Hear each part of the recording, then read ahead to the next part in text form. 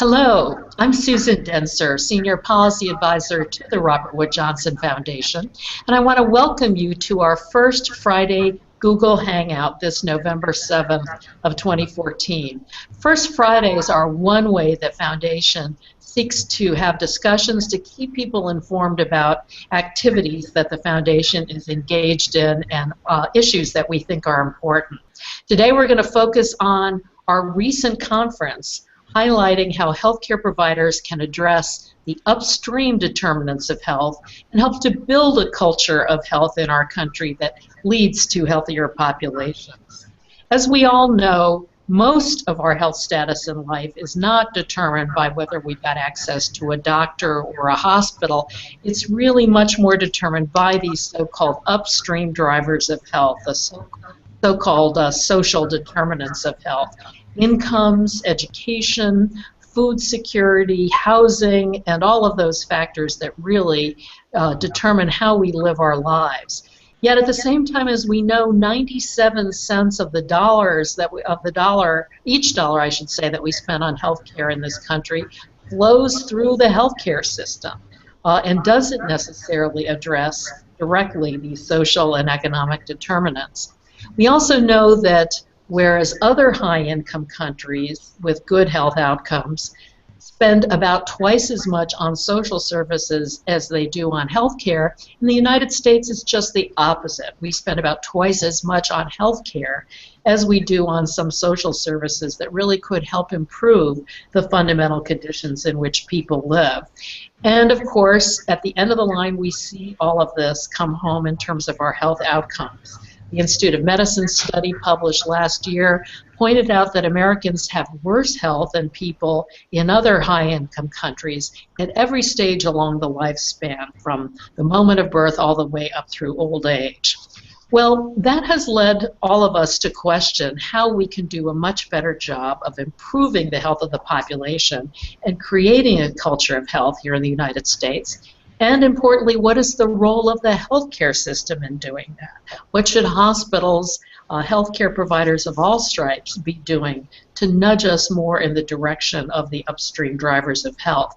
How do we build bridges between the healthcare system and the public health system, which has long been concerned about the overall health of the population, as well as the educational system? Public health agencies of all sorts, food providers, others who could make a contribution to the health of the public.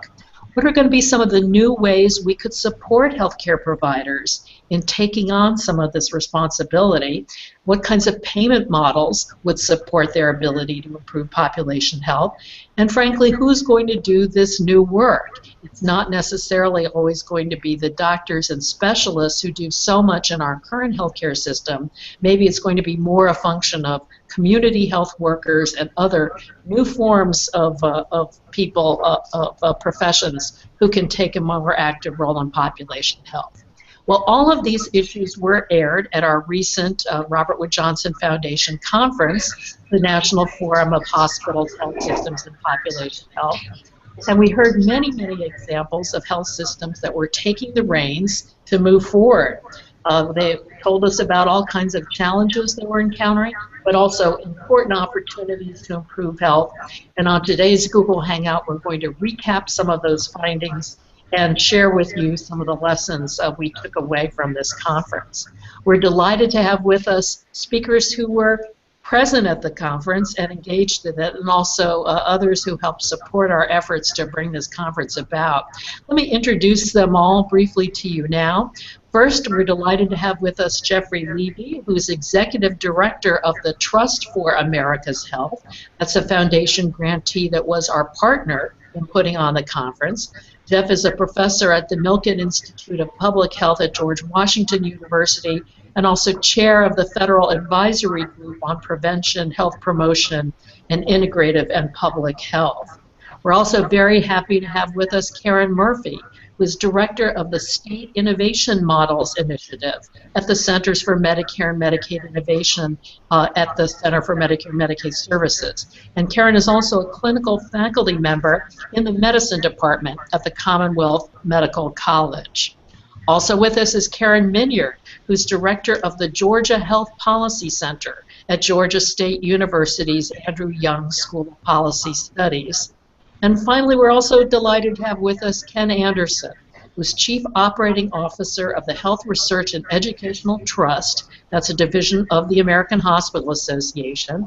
And HRET, as it's known, partnered with the Robert Wood Johnson Foundation on a recently issued report called Hospital-Based Strategies for Creating a Culture of Health that Dr. Anderson will be talking about with us today.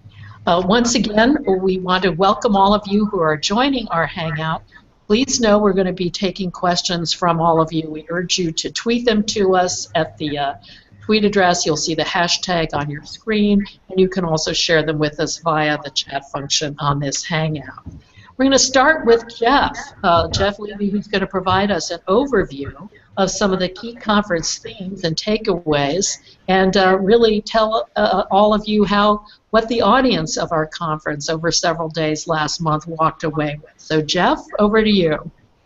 Thanks, Susan. I think there were 3 takeaways from the conference. First, the excitement and commitment to population health among the hospitals and health systems who attended was really palpable. Many hospitals and health systems are really thinking about population health in the broadest sense of the term. They recognize that if they're going to achieve the triple aim, they need to not just address the physical needs of their patients, but also the emotional and social well-being of their patients. In particular, they're recognizing that addressing social determinants of health is really critical, either by creating seamless partnerships, through data systems, through defining the healthcare team more broadly to include community health workers and social workers who can link people to social services, or even by directly addressing social determinants themselves, often through their community benefit work, by helping to create jobs in their communities, or even building supportive housing or capitalizing new workforce. So there was this broad spectrum of examples from across the country in many types of hospital systems and health systems where there's a real effort to address directly social determinants or link people to the social services they need that will enable people to lead healthier lives and have better health outcomes. I think the second takeaway is that some systems that are taking this upstream notion of addressing all the needs of their patients, they're taking it so seriously that they're integrating it into their internal accountability systems. So executives and providers are actually being rated based on their ability to address the full spectrum of needs of their patients and their population. Nothing communicates more seriously the need to address social determinants than their inclusion in compensation considerations. But with everything good, there's a but, and I think the third takeaway is what you mentioned in your opening, which is that while many hospitals and health systems have really demonstrated tremendous vision and leadership in this regard, the truth is that these efforts are often supported through one-off grants from government or philanthropy, or are supported through their community benefit investments. We still haven't figured out how to integrate rewarding this approach and validating this approach through the regular reimbursement and compensation system of our healthcare system. And I think there were many points during the conference where those issues were addressed and where we heard about the need to do the kind of demonstration projects and research that would enable us to integrate this kind of approach, looking at the entire culture of health and how to integrate that into our healthcare financing system. It shouldn't just be one-off. It shouldn't just be community benefit. It shouldn't just be philanthropy. It really needs to be integrated in order to really see the full payoff from this approach. And as you implied, Jeff, what many systems are encountering is that they are losing revenue as they embark on some of these population health improvement approaches. The irony is keeping people healthier, of course, keeps you out of the hospital, and if our current business model is predicated on having people in the hospital, the ability of these systems to support population health is really going to be compromised unless we can figure out a new way to pay for all of this, correct? That's exactly right. And the old model is how many heads in the bed. And the new model that we are all working toward is compensation for and reimbursement for outcomes. But we're pushing people to change their behavior patterns before the reimbursement system has caught up with it. And I think it's that transition period that is most delicate, because if we don't find a way soon to reimburse for this, then those visionaries who have stuck their necks out will soon find perhaps their heads on the chopping block, and I think we'd like to avoid that. Exactly, exactly. Well, Karen Murphy, you led a couple of sessions at our conference looking at ways to capture savings in the healthcare system that could be used to finance some of these strategies in population health. And of course, some of that discussion really is in sync with the efforts that you're directing at CMS and CMMI through the State Innovation Models Grant. So give us a sense of what you thought the takeaways were from your sessions, and let's talk also about how the SIM grants are also supporting some of these population health activities. Thank you, Susan. And I agree with Jeff. It certainly was a great conference, and the interest was, as he described, palpable.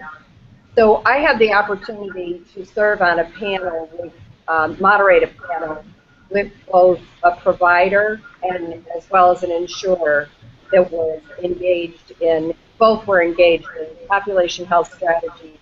And our focus was to talk about documenting and developing return on investment for those strategies.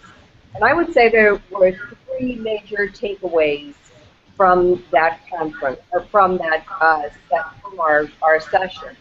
The first was to really convene all parties at the very beginning of the initiative. In other words, do not develop the population strategy and then try to get buy-in on the development of the strategy. We had a provider that had a great asthma program, and she indicated that the healthcare system would probably have gone to the insurer to begin the initiative to make sure that they were studying areas that were of interest to the insurer. So the takeaway really was convening all parties early in the intervention prior to actually beginning the intervention. The second was on data. As we know, data is always a challenge in innovation. But the takeaway message from our session was to develop and identify a data strategy plan during the design process. We pointed out that healthcare providers really, when entering these strategies, do not have all the access to data. They only have the data that's available to the healthcare delivery system based on encounters, really. Population health strategies may require additional data, and most generally would require additional data that is based in community services to really document that ROI. And lastly, what is extremely important, stressed by the panel as well as the participants in the audience, is the importance of building relationships when developing population health strategies. These strategies are not single-focused. They are focused on, they're multifaceted, engaging many members of the community, and really require, to be successful, the development of very strong relationships. If we take a look at what we're doing with round one and hopefully in round two of the state innovation models, we are supporting states in developing statewide population health plans that engage healthcare providers and really focus on the community, communities across the state. We are requiring states for round two, for example, to develop that statewide population health plan. And we are hoping that we will work with states and providers and communities to really identify innovative ways that we will be successful in advancing population health. Great. Well, thank you so much, Karen. Karen Minyard, we're going to turn to you next.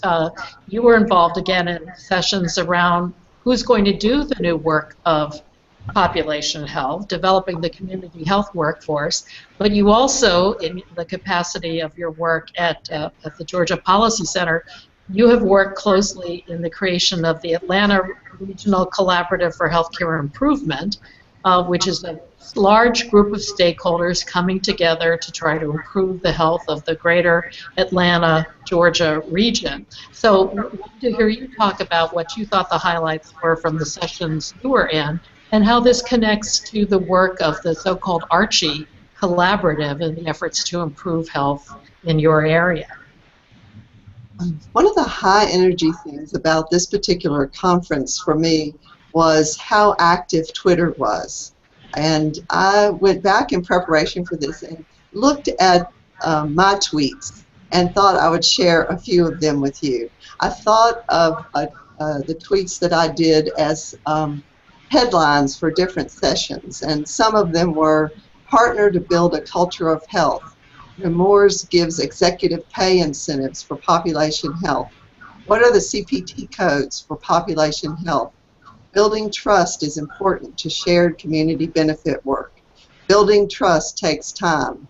Panelists affirm progress moves at the speed of trust. Housing as a platform for health. So one of the overall themes when I look back at this was how important trust is in moving forward and building these relationships. I had a lot of fun getting to know and work with the people that were on the panel about workforce, taking health to the people. And I'll just say a few words about that. Sue D'Alelio from Health Leads uses college students that are placed in clinics to fill prescriptions for food, heat, and other basic resources. 1,000 students are housed in clinics in 7 cities across the United States doing this work. Helen Duplessis of St. John's Well Children and Family Center has a group of people who work together from the health services providers, community health promoters, tenant organizations, and affordable housing to advocate for the health consequences of substandard housing. And it was interesting that these folks work in the community in an unusual partnership to build on what showed up in other parts of the conference as the importance of housing. And then Lori Lockhart leads a health resilience program at CARE Oregon, and Master's Prepared Counselors use a trauma-informed model of care to serve the highest risk, highest cost CARE Oregon enrollees. And some of the themes that came from this were that it's really important for all of us to understand the value that comes from these folks who are closely connected to people in the community in a way that you aren't when you're in the traditional healthcare system. And that these programs need to be built for sustainability. And I think this goes back to something that has already been said by Jeff and Karen, and that is that some of the payment for the work that needs to happen is not structured or has not caught up with the way things are now. And so in all of these programs there were sustainability issues. The other thing was of interest was the range of education of these different people who were taking health into the communities. So in one program there were lay workers who went through a training program but might not necessarily have a lot of formal education. Another program had college students that did most of the work, and then the other program with resilience workers had master prepared counselors. So a range that I didn't anticipate when we first started on this journey of looking at this. The other thing that surfaced was related to a part of this conference that was having dinners, and we had the opportunity to sign up to be in dinners and talk with people, and I signed up for the workforce dinner because I thought it might help me be prepared for my session. And the conversation at that dinner made me realize that the innovations in workforce that we were talking about in the meeting were only part of the bigger picture of what people are thinking about related to workforce. There was one person there who was designing a graduate nursing program in population health, and she came to the conference to learn more about how that program should be structured. There was a lot of conversation about the primary care workforce capacity, and there was a lot of conversation about cultivating staff who are willing and able to work across their traditional silos. And how do you create alignment among the staff and also alignment with the population health needs? We also heard from Tracy Davidson of United Healthcare in Ohio about the HUB program, which is a program of community health workers that codifies and monetizes the relationship between the community collaborative and the workers, and the community collaborative and the payers. And this is a program that I've been involved in here at the Health Policy Center, and so it was interesting to see a part of the theme was when you want to have sustainability of these programs, this codifying and monetizing the work is going to be important for the future. And you mentioned, Karen, one of those tweets was, what's the CPT code for community health workers? Underscoring that it is very important for these new payment models to evolve to support this kind of work. Otherwise, it's not going to get done, correct? Right. And it's interesting you say that. One of the things that the HUB group is working on is looking at every single CPT code and thinking about how could it be applied to community health workers. How might we, while we're waiting for everything to catch up, how might we link things together now so that there could be some reimbursement even at, either at the state Medicaid level or from CMS to the states that would help with this kind of work. While we were at the conference, the American Journal of Preventive Medicine released its November issue, and it is focused on workforce. And the editors say that public health must provide evidence to support clinical services in ways that affect population health. And this issue has articles on capacity building, size and composition, training and competency, and the context for change. So this area of I think we're just scratching the surface about the importance of issues related to who's going to do the work. But turning to think about, go ahead. Thank you so much, and we'll come back to you in just a moment, Karen. I wanted to go to Ken Anderson next, because as I mentioned, the Health Research and Education Trust, an arm of the American Hospital Association, partnered with Robert Wood Johnson Foundation on this report, Hospital-Based Strategies for Creating a Culture of Health. And Ken, it had a number of examples of other hospitals and health systems across the country that are doing much the same as we've already heard, going out into the community, forming new partnerships, new arrangements with non-health providers, creating this basis of trust, tackling some of the social determinants of health, and so on. Please share with us what some of the findings were in the report and how you think hospitals that are members of the American Hospital Association are going to take up some of these strategies in the future. Well, thank you, Susan. It is certainly a delight for me to be here representing the American Hospital Association and the hospitals and health systems across America. As you stated, the Health Research and Educational Trust had an opportunity to partner with the Robert Wood Johnson Foundation to complete a study that helped us to clarify what are the key characteristics of a culture of health and how American hospitals and health systems are working with their community partners to deliver high-quality health care and to really better promote health. So in the study, we had an opportunity to review over 2,400 community health needs assessments and did a stratified analysis of these needs assessments. We also reviewed a broad base of literature that was available through the American Hospital Association, and we conducted a number of interviews with hospital leaders across the country. And we also identified some very specific examples of success about how we could improve our understanding of what it really means to deliver on our promise to promote a better culture of health. And these have all been published in this study that just came out in October of 2014 that you alluded to. And in this particular study, I think a couple of things are worth pointing out here at the beginning of our discussion. First, it appeared that there were 10 key characteristics that we could identify that really helped to better define what it meant to promote a culture of health. Things such as, we found that the characteristics of really noting that when a culture of health was present, we could really notice that it was flourishing across a broad geographic, demographic, and social sector distribution.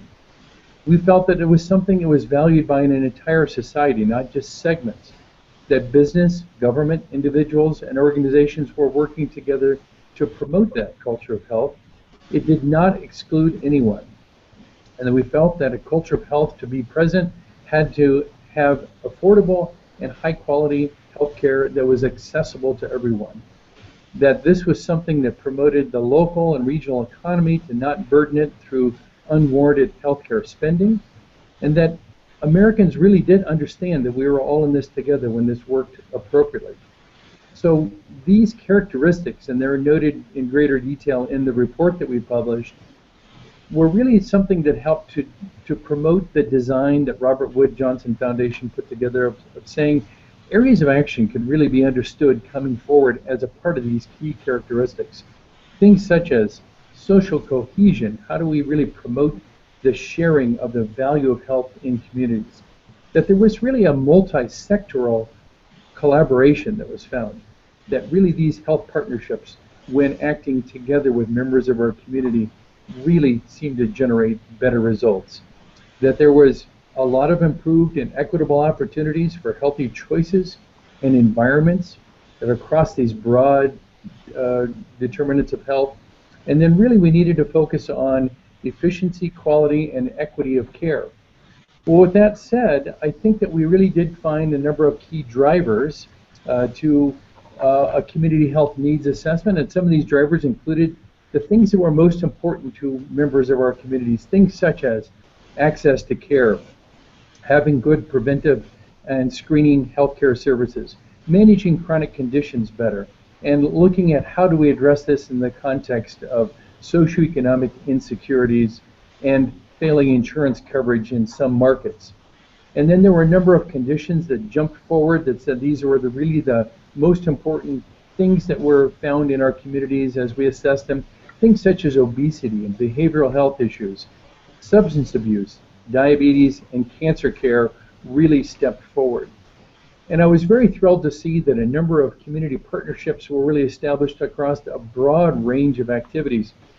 Things such as working with primary and secondary school and education systems, public health departments, chambers of commerce and community health centers, American Heart Association, the Diabetes Association, United Way, any number of good community partners that stepped forward. And then finally, I'd like to just stress one of the 10 examples that are included in our report, and that is from Bon Secours, Baltimore Health System in Baltimore, Maryland, or a very broad approach to what health meant and promotion of health could be found in a number of the activities that they carried on a regular basis. Things such as their Community Works program that really looked at family support centers and women's resource centers where drop-ins could happen on a moment's notice to really address and discuss these areas of concern for the communities. They also established a health enterprise zone that pulled together 16 health, wellness, educational, community-based organizations that really did work together to help transform the care of their community. And then finally, working very far afield from what is traditional healthcare, looking at neighborhood revitalization. How do we really address some of the social determinants of health in their community? They had active programs that helped to sponsor those. So the report is very comprehensive, and it certainly details it in much greater detail than what I've been able to show, but we're very proud to have presented that for American hospitals and health systems just last month to help them use that as a blueprint. And one of the features of the report, Ken Anderson, that I thought was really exciting was a kind of a checklist that you had for how hospitals and health systems can look inside themselves and see whether they are ready or are already engaged in population health. Have you had any sense that institutions are already taking a look at that checklist and asking, are our boards sufficiently understanding of the need for population health? Do we have the mechanisms internally to do this, et cetera? Well, it's still a little bit early, given the fact the publication was just last month, but I can tell you that in the audiences that we are discussing this with in sort of a pre-release fashion, for example, through our transformational leadership fellowship programs, we do believe we've hit it on the mark, that these are the kinds of questions that we all need to ask ourselves as hospitals and health systems in saying, are we ready to pull away from the station? Do we know that we have the board support necessary? Have we addressed the alternative and supplementary community resources that may be available? These are all questions that if we follow our way down through that checklist, I think people will do a very admirable job of partnering with their communities and their neighborhoods.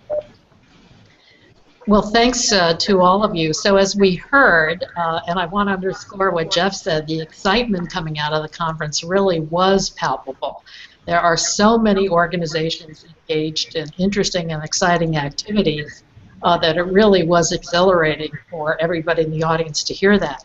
Almost all of those activities, as you've heard underscored by all of our speakers, are forged out of partnerships. It's hospitals and health systems getting outside their walls, linking with others in the community, with a public health system, with schools, with housing providers in particular, those concerned about affordable housing and others, to begin to work to create this broader culture of health. Several of you have made the point about accountability being built now within systems and mentioned, for example, Nemours, the health system based in Delaware, where the CEO and some physicians now actually have some of their pay predicated on whether they are addressing population health issues. You've all talked about the need for new payment models to support population health and new models overall in terms of even how we think about the workforce that will be necessary to advance population health. And you've shared some very exciting examples of organizations that are moving forward in that vein as well. So I wanted to come back to this point about payment models. And I want to ask Jeff Levy and Karen Murphy in particular. We did hear a lot from the federal partners at the conference, from the other folks at CMS and so on, about new models that will support more of this activity going forward, the next version of accountable care organizations, for example. And of course, Karen, you mentioned the fact that the SIM model grants also support population health activity. Jeff, why don't you give us a little bit of flavor, more of a flavor of what some of the other federal partners there said would be moving forward in the future to help support this. And then, Karen, I'd love to hear you build on that as well. So there's a movement afoot, I think, across the country to think about less about accountable care organizations and more about accountable health communities, or in Hennepin County in Minnesota, they're calling their ACO a social accountable care organization, which really brings to the fore this notion that we have to do a much better job of linking social services with healthcare services. So in a sense, there's no wrong door. And Hennepin County is a good example of that. They've actually done it under an older demonstration authority with their Medicaid expansion population, where they're providing a range of services that you wouldn't consider traditional health services, or linking them to those services. They've been able to generate savings and reinvest those savings in developing better models of care, better access to social services. And overall, and this goes back to what you said earlier, Susan, about this balance between social service spending and healthcare spending, they're getting better outcomes. The balance may have shifted slightly, but overall, the cost to the county of these social and health services has not increased. And I think it's in that context that we're hoping to see more examples. Patrick Conway, who heads up CMMI, talked about a forthcoming funding opportunity announcement that may specifically look at this, because we really do need to develop a good model, not just of how to do this kind of work, but then how to identify the savings, how to identify the reimbursement models, so this becomes sustainable over time. And I know Karen can probably speak to the fact that there's some of the state innovation model grants are also looking at it through their lens. That's right. Karen, do you want to speak more to that? Yes, I do. Thank you, Karen, or thank you, Susan. We are seeing some very exciting work through the state innovation models. The states are, many of them, looking at accountable care communities or accountable communities for health. What I do have to say that I think we should keep in mind in looking at what's happening across the country is that we're probably not talking about a single payment model, or probably not talking about a single accountable community of health. We're probably looking at many diverse models across the country, as we are in the state innovation models.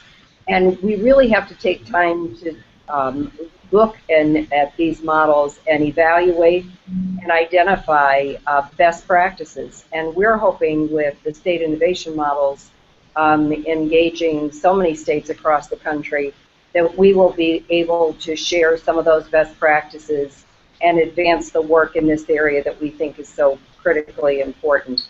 And we are seeing a huge uptake across the country in terms of communities, healthcare providers, and states coming together to identify these social determinants of health and how they could be improved at the community level.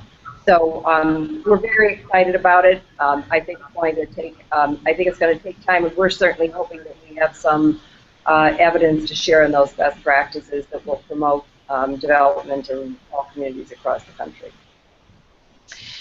And Karen Minyard, you talked about, of course, you're living by virtue of the fact that the Georgia Health Policy Center has been involved in the creation of Archie.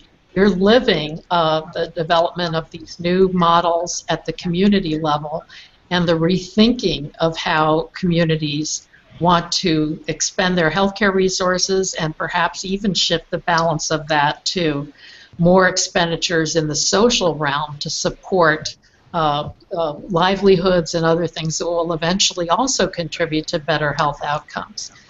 Give us a sense of what you took away from the conference that supported your sense that these collaborations across the healthcare system to others in the community are really going to be pivotal to thinking through those new strategies.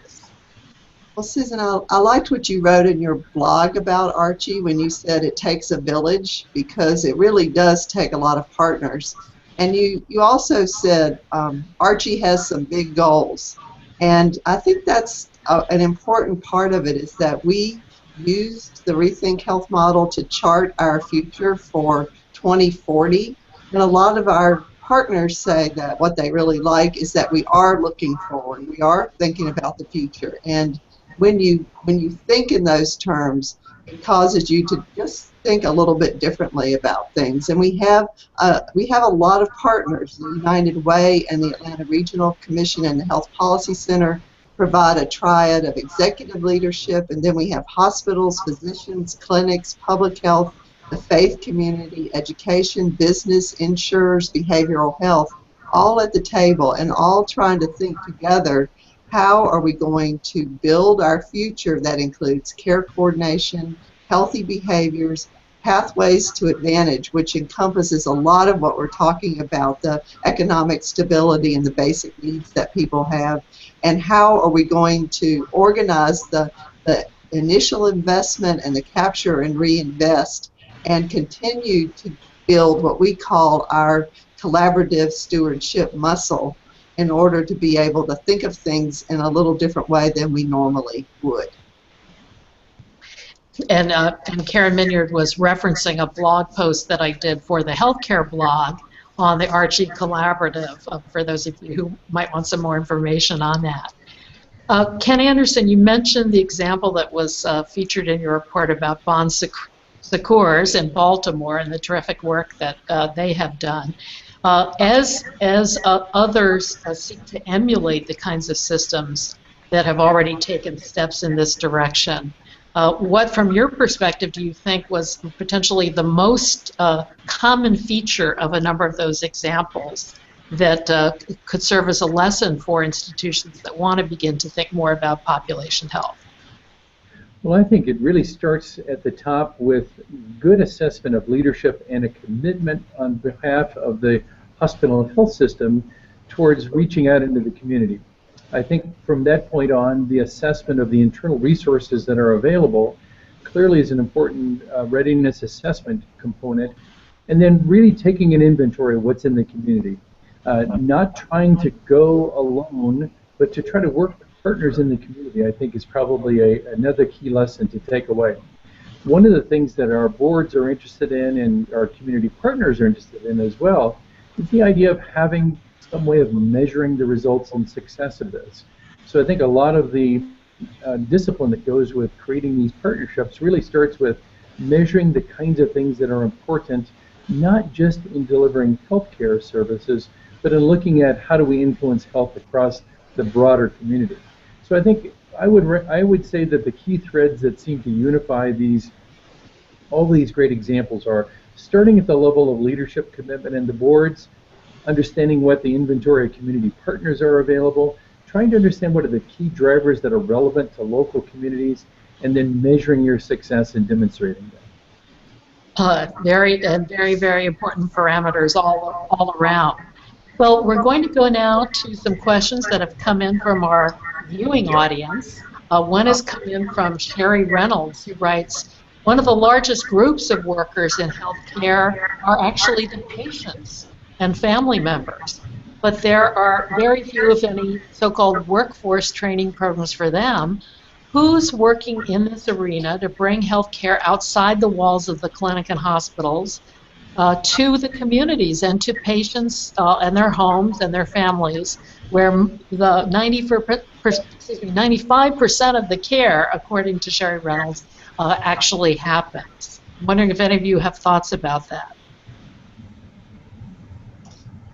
Well, I would say just a little bit about that as it relates to the session that I worked on, and that was about taking health to the people. And a lot of times when you hear the stories of these community health workers who are kind of a bridge between the healthcare system and the people, I remember the first community health worker I met. She stood up in front of the room and she said, "I am she. You can do nothing without me." I grew up in this community. My grandchildren go to school here. When I knock on the doors, people will answer. You won't be able to have the same kind of impact in the community as I will. And what she was saying was, I'm of the community, and people here are going to listen to me, and I'll be able to have a bigger impact. So I don't say that it answers everything about the needs of families and patients, but I think that this is an important link between the healthcare system that can go a little ways for trying to make that bridge between the healthcare system and where people spend 95% of their time.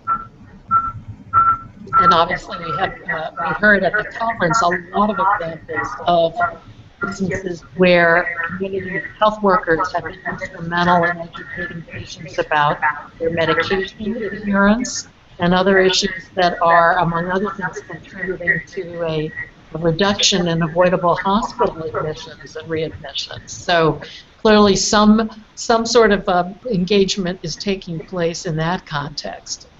I want to go to another question that came in from GABO Orthus, which is, what is the role of the employer in population health? Shouldn't large employers provide better access to care? We did have some examples of collaboratives around the country, collective action projects that did involve employers. And of course, a very important point was made that hospitals and healthcare systems themselves are major employers and needed to pay attention to the health of their own workforces. And in fact, I believe it was Ray Baxter, Kaiser Permanente, who said explicitly hospitals and health systems should look at their own workforces and ask themselves if the community is really supporting the health of their own workers. Maybe I wonder if you wanted to speak more to that. Yes, and I think we heard several examples of hospital systems using their leverage in their community to better the lives of their workers and, by extension, better the lives of their community. whether it was as a condition, in university hospitals in Cleveland saying to potential suppliers, as a condition of getting a major supply contract, you're going to have to build a distribution center in Cleveland and hire local workers.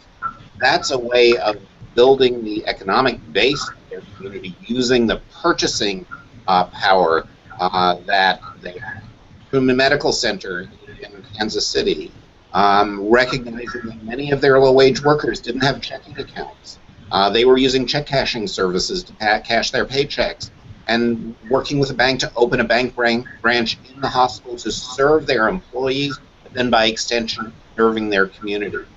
For those of us in public health who always argue that we need to go upstream, you can't go much more upstream dealing with the economic needs of your workforce and of your patient population than these two examples illustrate. And there were many others that we heard at the conference that point us in that direction. And I think that reflects a commitment and an engagement in the community. And I think employers of any kind, not just hospital systems, need to recognize that that kind of engagement in the community is going to make their workforce more productive, the local economy more effective, and therefore their companies more competitive.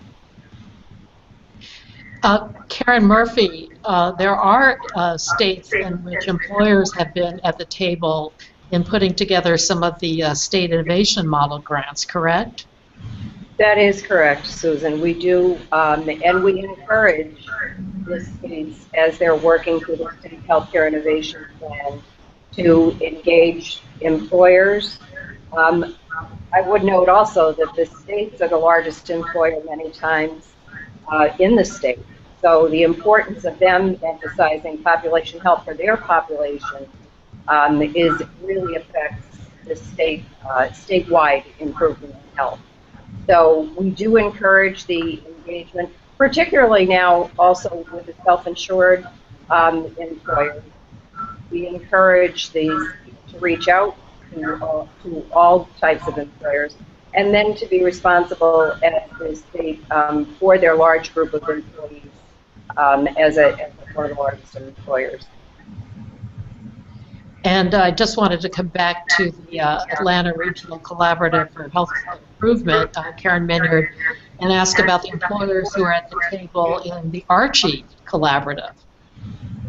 One of the things that we've talked about as part of our plan is for employers to think about how they set up their health benefits and to find the pilot employer who will work with us in a capture and reinvest strategy. One of the partners, the Atlanta Regional Commission, has said if we can't find another business, they'll do it, but we're looking to build that into what we're doing, and I think it's very important to think about it that way. I also love what Jeff said about the kinds of things that partners can do just without costing any money, just as they go about their business, that have a big impact on what in our model is the social determinants part, the part where we're thinking about people's economic security. Great. If we were to have a conference like this again next year, which of course we're hopeful that we may be able to have, what do you think, building on this year's conference, would be some of the most important issues we would circle back to again? Is it payment? Is it new models? Is it this issue of getting really building rewards into healthcare systems, like the kinds of things that Nemours has done to incentivize its CEO and others to really care about population health? I'm curious as to what you think a future agenda might look like on this topic. Jeff, you want to start with that? Sure. Well, I think all of the above, but I think in addition to the payment issue that we've stressed so much today, I think we need to do a better job of capturing outcomes. Have we made a difference in those health measures? I think we have good models that suggest this will matter, but we need to be much more systematically across the experiments that have happened around the country to be able to define what are we measuring and how effectively have these different approaches been. I think Karen Murphy's comment about that there being a variety of approaches in different communities is incredibly important, because different communities have different health systems, different needs, certainly different social factors that are very important. That said, we need a common evaluation framework so that we know that we're making the differences where we need to make the differences, which really is what elements of the triple aim are we able to affect.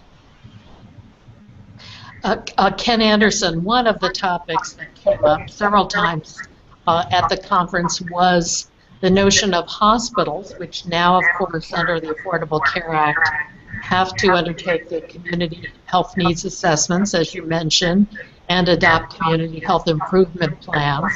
And again, an issue that came up at the conference was, could more hospitals join together to carry out those community health needs assessments and adopt common implementation plans across the whole of the community? Would that not accomplish even more to advance population health? What do you think? And do you think there will be more examples of hospitals banding together on these efforts in the future? I do believe so. I think we're hearing from hospitals, particularly in larger environments where they may share the geographic and catchment areas, that there's a lot of interest in collaboration as a way of making certain we have good listening channels open from within our communities, and to make sure that as we get that feedback back, that we're in fact addressing it in a more of a global nature.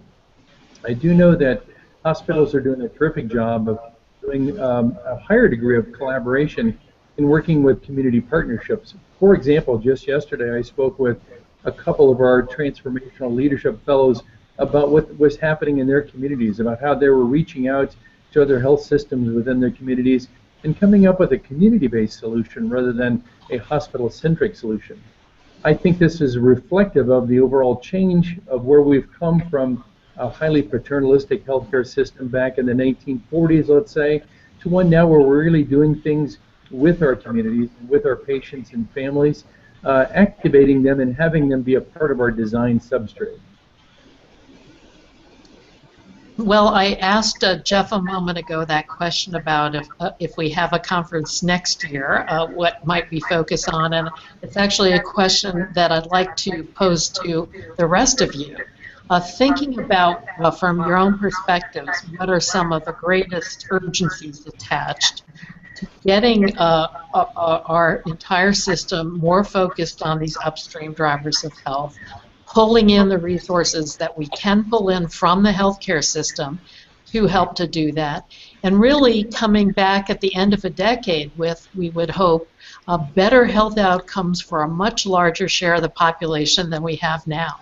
What would all of you, from your perspective, think is the most urgent piece of all of that to address in the next year, that we might even come back and focus on a year from now in what might be a new conference? Karen Minyard, I'm going to start with you. Well, in the Archie Collaborative, one of the things that we've done is to spend as much time on how do we build the successful collaboration as we have on what is it that we're going to do together. So I would probably think about taking that up to the national level and focusing in not only on what are we going to do, but also on how do you get it done, how do you build some of the collaboration. And I think that how much trust was talked about across the different sessions highlights the importance of that. And I think that also finding more and more examples where people are doing not just an individual program, but linking together multiple things that build this culture, and then making it visible, just like we did in this conference, making it visible to others, and also recognizing one of the things we talk about at the Health Policy Center is the issue of we're playing a complicated game of triple-layer chess. National, state, and local, public, and private, and it's a complicated game. And so I think remembering, just like we are on this panel, that there are national, state, and local issues and public and private issues, and it all needs to be woven together, would be the things I would be thinking about. Great. Thank you so much. Karen Murphy, from your perspective, critical next steps? I think I would identify two major areas that for next year's conference. I would like to see more community agency input. So to blend the conference with not only healthcare providers, hospital systems, national organizations, and public health officials, but actually bring in community organizations, perhaps on a national level or examples where it's been successful across the country. I think we all need to learn from each other and to hear those perspectives of those individuals that work and in the communities to find out how we can better partner is very important. I think lastly, what we have found with the state innovation model, and I think it's true of every innovation or transformation initiative, is the importance, and Karen mentioned it, of spending time in the design process. Because the design process will eventually determine how successful the intervention will be. And we have seen that the time that it takes and the stakeholders that have to be engaged in order for successful transformation is really critical. And I think if the conference could shed light on effective processes that organizations could engage in the design process, I think that would be very beneficial. And we already asked Jeff to address that question, so I'm going to hand the last word to you, Ken Anderson. From the perspective of the hospitals and health systems who are members of the American Hospital Association, what do you think will be foremost on their list of considerations as they think through taking additional steps to improve population health? Well, I think if I could make one pitch for the next meeting, it might be to reflect a bit on what we're seeing of storytelling from the front. I know that as we collected these great examples that were included in our publication that came out last month, this was just a fraction of the wonderful stories we're seeing from hospitals and health systems across the country. Small communities, large communities, urban environments. People seem to really be coming to the fore to try to help address community health and finding ways outside of traditional healthcare to improve a community's health. So perhaps a focus on storytelling and sharing of successes. People might be able to have great opportunities to then bring those lessons back and apply those in their local communities. And that's a wonderful point, and I think that ties back with the observation that Jeff made about how exciting the conference really was, because it was hearing about those stories of communities that undertook those community health needs assessments, realized the health challenges in their communities, took stock of the assets in the community already that they could build on to advance population health, and then formed the partnerships that all of you have described that really gave just an amazing aura of excitement and hope and promise that we really could make a big dent in improving the health of the population and leading to a culture of health. Well, I want to thank all of you who joined our Google Hangout today, and especially our 4 panelists who did a wonderful job of capturing the highlights of that conference. I also want to invite you who are participating in our Hangout today to join us next month, Friday, December 5th, when we're going to focus our discussion on even more opportunities for public health systems and public health system leaders to build a culture of health. We're going to be bringing in a number of people who are part and parcel of existing public health agencies to talk about their end of the discussion that we've been holding today on improving population health. Thanks again to all of you for joining us. Thanks once more to the participants in our Hangout and the speakers, and please, everybody have a great day. Thank you.